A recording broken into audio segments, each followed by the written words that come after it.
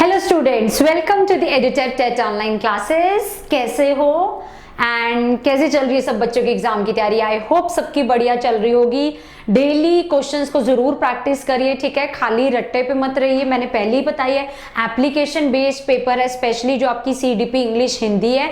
Subjects आप अपने NCERTs follow करो, ठीक है, पर क्वेश्चन जरूर प्रैक्टिस करो, ठीक है? एक बार ही बताना चाहूंगी कि पिछली बार 700 प्लस स्टूडेंट्स थे जिन्होंने एडुटैप का कोर्स लेकर सीटेट एग्जाम को क्रैक किया था एंड इस बार उम्मीद करें इससे ज्यादा नंबर होगा। ऑलरेडी कम से कम 1000 बच्चा एनरोल हो चुका है कोर्स में, तो उम्मीद कर रहे हैं कि अभी नंबर और बढ़ेगा और बच्चे इस बार सीटेट एग्जाम को क्लियर करेंगे। इस पिछली बार से हम ज्यादा रिजल्ट की इस बार उम्मीद कर रहे हैं। कोर्स के अंदर आपको 250 प्लस वीडियोस मिलेंगी, इंटरेक्टिव वीडियोस रहेंगी जिसमें content and pedagogy with proper images के साथ समझाई हुई हैं। पीडीएफ नोट्स हैं, 4500 प्लस एमसीक्यूज हैं, सेपरेट एडवांस क्वेश्चंस हैं एंड लास्टली आपके अब मॉक टेस्ट स्टार्ट होने वाले हैं, ठीक है? मॉक टेस्ट जल्दी बन गए हैं, फर्स्ट मॉक टेस्ट आने वाला है। जिन बच्चों ने भी कोर्स लिया है तो अपनी तैयारी को फटाफट बकअप करिए एंड अगर आपको कोई भी प्रॉब्लम है, कोई भी चीज डिस्कस करना चाहते हैं, जिन बच्चों ने कोर्स टाइम नहीं लिया है, कोई भी क्वेश्चन पूछना चाहते हैं, कोई भी डाउट है तो वो इस नंबर पर कॉल कर सकते हैं, दैट इज 8146207241, ठीक है? आज काफी खुश हो रहे होंगे बच्चे क्योंकि जैसे कि बोर्ड पे दिख रहा होगा थॉर्नडाइक की थ्योरी लिखी हुई है। आई नो बच्चे काफी कमेंट में लिख रहे थे मैम प्लीज बिहेवियर थ्योरीज कराओ, तो प्रेफरली विल स्टार्ट होके आज मैंने थॉर्नडाइक पिक किया है। वैसे ही सेम समझाऊंगी टू द पॉइंट, जो पॉइंट्स आपने ध्यान रखने हैं पेपर के लिए। ब्रूनर, कोहलबर्ग, वायकॉस्की, थोड़ी प्याजे के 2 स्टेजेस ये मैं ऑलरेडी करवा चुकी हूँ। जो भी मुझे फर्स्ट टाइम देख रहे हैं वो मेरी पुरानी वीडियोस भी देख सकते हो एंड हम स्टार्ट करते हैं। थॉर्नडाइक के आपने पहला क्वेश्चन जो पूछा जाएगा, ये थ्योरी किस चीज की है? मोटिवेशन की है, इंटेलिजेंस की है, कॉग्निटिव की है या बिहेवियर की है? ऑब्वियसली आपका आंसर क्या होगा? बिहेवियर की थ्योरी है। नेक्स्ट चीज पूछी जाएगी, इस थ्योरी का नाम क्या है? यूजुअली आपके क्वेश्चंस आते हैं ना, जैसे आपका क्वेश्चन है, मैं अगर आपसे पूछूं मुझे बताओ गार्डनर की थ्योरी का नाम क्या है? Multiple intelligence theory. तो ऐसे ही पूछ लेते हैं इस थ्योरी का नाम क्या है? That is trial and error theory. Question आता है trial and error theory is given by Thorndike. Next आपको ध्यान रखना है इस थ्योरी को और भी क्या क्या कह सकते हैं, ठीक है? कई बुक्स में आपको ये लिखा होगा मिलेगा। इस थ्योरी को एसआर थ्योरी भी बोलते हैं, एसआर इज स्टिमुलस रिस्पॉन्स। इस थ्योरी को बॉन्ड थ्योरी भी बोलते हैं, इस थ्योरी को कनेक्शनिज्म भी थ्योरी बोलते हैं। एक्चुअली थॉर्नडाइक ने क्या किया, किस चीज का बॉन्ड बनाया या किस चीज का कनेक्शन बनाया? That is stimulus plus response का। मैं बताती हूँ जो थॉर्नडाइक का आपका एक्सपेरिमेंट था वो किसके ऊपर था? कैट के ऊपर था। एक भूखी कैट को इसने पजल बॉक्स के अंदर डाल दिया था, बाहर खाने के लिए कुछ रख दिया था, फिश वगैरह। कैट ने कोई लिवर या कोई लैच प्रेस करके बाहर आना होता था, ठीक है? अब कैट के लिए जो स्टिमुलस था दैट वाज द फिश खाना, ठीक है? इसने नोटिस किया कि कैट को पहले तो बहुत टाइम लगता था, बहुत गलतियां करती थी, पर धीरे धीरे उसकी गलतियां कम होती रही। तभी ये लॉजिक बना ट्रायल एंड एरर। आप लोग पढ़ते हो, पहले गलतियां करते हो, पर धीरे धीरे फिर सीखते हो, गलतियां कम होती रहती हैं। एंड जब कैट को बहुत टाइम लगा पजल बॉक्स से फिर बाहर निकल के आई, फिर उसको फिश मिल गई, उसे नेक्स्ट टाइम जब दोबारा कैट को डाल दिया फिर टाइम कम लगा। मतलब बेसिकली कैट को कह लो कनेक्शन बनाना आ गया अपने स्टिमुलस और रिस्पॉन्स में। स्टिमुलस उसके लिए खाना था, रिस्पॉन्स जो वो दे रही थी, वो धीरे धीरे समझ गई थी कि मैं कैसे बॉन्ड बना सकती हूँ, मैं कैसे कनेक्शन बना सकती हूँ। ये सिंपल सा एक्सपेरिमेंट था। एक्सपेरिमेंट सीटेट या एचटेट पीएचटेट में ज्यादा नहीं पूछा जाता है, जो बेसिकली नेम्स लिखे हुए ये पूछे जाते हैं। एसआर थ्योरी का कनेक्शन, थॉर्नडाइक ने given bond theory, Thorndike connectionism theory, Thorndike experiment भी ज्यादा पूछ लेंगे तो कैट पे था, ठीक है? एंड किसकी थ्योरी है? बिहेवियर की। नेक्स्ट जो मोस्ट इंपॉर्टेंटली इस थ्योरी से पूछे जाते हैं दैट इज वेरी इंपॉर्टेंट, वो ये है कि जो लॉज हैं, Thorndike has given the laws of learning, ठीक है? पहला क्वेश्चन ये पूछा जाता है लॉज ऑफ लर्निंग किसने दिए? तो आपने ध्यान रखना है थॉर्नडाइक ने। नेक्स्ट क्वेश्चन पूछा जाता है कैसे तरह के लॉज दिए? एक दिए प्राइमरी लॉज ऑफ लर्निंग और एक दिए इसने सेकेंडरी लॉज ऑफ लर्निंग, ठीक है? अब हम ये डिस्कस करते हैं। ओके जैसे कि आप बोर्ड पे देख सकते हो, ये मैंने लिखे हुए हैं प्राइमरी लॉज ऑफ लर्निंग, ये मैंने लिखे हुए हैं सेकेंडरी लॉज ऑफ लर्निंग। सबसे पहले चीज जो आपको पेपर में ध्यान रखना है ना, इनके नाम ही पूछे जाते हैं। जैसे फॉर एग्जांपल वो ऐसे लिख देंगे, out of the following tell which is not a secondary law of learning. इसमें से कौन सा सेकेंडरी लॉ ऑफ लर्निंग नहीं है? ऑप्शन आ जाएंगे law of mental set, law of partial activity, law of analogy, या चौथा लिख देंगे लॉ ऑफ सिमिलैरिटी। अब जैसे लॉ ऑफ सिमिलैरिटी नहीं है तो वो कट जाएगा ऑप्शन। तो आधे क्वेश्चंस तो आपके इन लॉज के नेम के बेस पे ही होते हैं। प्राइमरी लॉज है law of readiness, law of effect, law of exercise. Secondary laws में आपको नाम ध्यान रखना है, law of multiple response, law of partial activity, law of mental set, law of analogy या assimilation, law of associative shifting, law of primacy, law of recency and law of intensity of stimulus. ज्यादातर तो of course CTET में question primary laws पे रहता है, and जितने भी state TET के एग्जाम्स हैं उन पे ज्यादा इस पे रहता है questions. But as obvious both are important, because आपका सीटेट हो जाए कोई भी स्टेट टेट का एग्जाम्स हो, इसका क्वेश्चन जरूर रहेगा। अब एक बार ये पढ़ लेते हैं, लॉ ऑफ रेडीनेस क्या है, जिसको हम ऑल्सो क्या बोलते हैं, लॉ ऑफ मोटिवेशन। देखो सारे लर्निंग के लॉज है, लर्निंग के मतलब कुछ सीखने के लॉज हैं। कुछ सीखने के लिए पहले अंदर से मोटिवेटेड होना बहुत ज्यादा जरूरी है। अगर आप तैयार ही नहीं हो सीखने के लिए, जरूरी नहीं होता कि बच्चा सोचता है अब मैं बैठ गया ऐसे करके और मैं सीखने के तैयार हूं, फिजिकल वे में हो गया।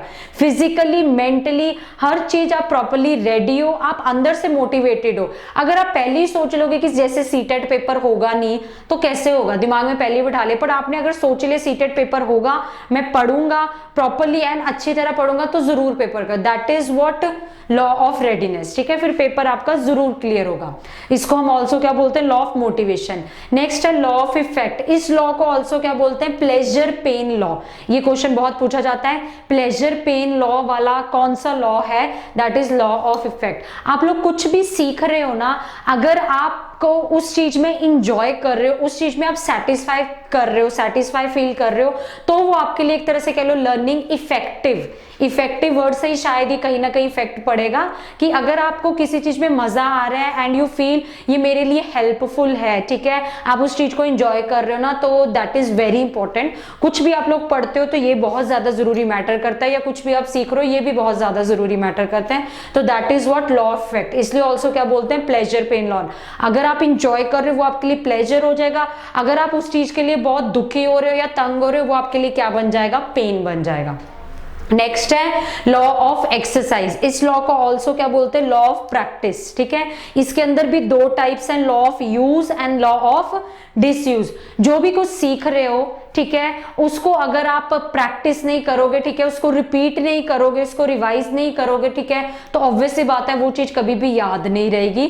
So that is law of exercise. Law of use मतलब उस चीज को प्रॉपरली आप रिपीट और प्रैक्टिस कर रहे हो, एंड लॉ ऑफ डिसयूज मतलब अगर आप उसको नहीं कर रहे हो। ठीक है, किसी भी लर्निंग के लिए वैसे तीन बहुत मोस्ट इंपॉर्टेंट स्टेप्स हैं।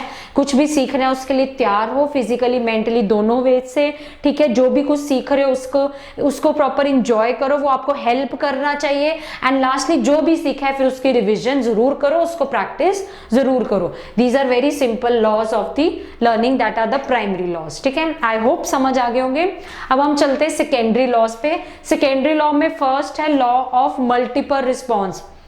आपके पास कोई भी सिचुएशन है, आपने पहले ऑफ कोर्स आपके पास कोई भी सिचुएशन आती है, आपको पता नहीं है उस पर क्या रिस्पॉन्स देना है, तो आप उस पर क्या करते हो, पहले मल्टीपल रिस्पॉन्स ट्राई करते हो, फाइनली आप किसी करेक्ट रिस्पॉन्स पे पहुंच जाते हो। लाइक फॉर एग्जांपल आप मैथ्स का कोई सम कर रहे हो ना, अगर आपको फॉर्मूला याद नहीं है, आप 4-5 फॉर्मूले ट्राई कर लोगे, बट फाइनली आपके पास वो कोई करेक्ट आ जाएगा। तो ठीक है, तो कुछ भी लर्निंग के लिए ऑफ कोर्स पहले काफी सब बार ट्राई करना जरूरी है ताकि हम किसी करेक्ट रिस्पॉन्स पर आ सके। This is law of multiple response. Second है लॉ ऑफ पार्शियल एक्टिविटी। ये पार्शियल वर्ड का मतलब समझते हो, लाइक हाफ। एक लर्नर के पास अपॉर्चुनिटी होती है कि रेदर देन वो किसी पूरी चीज पे अपना रिस्पॉन्स दे, इससे बेटर है कि उसे लगता है कि यार अगर मैं इतनी सी चीज पे अपना रिस्पॉन्स दूंगा ना तो ज्यादा अच्छा रिजल्ट आएगा, rather than on the whole.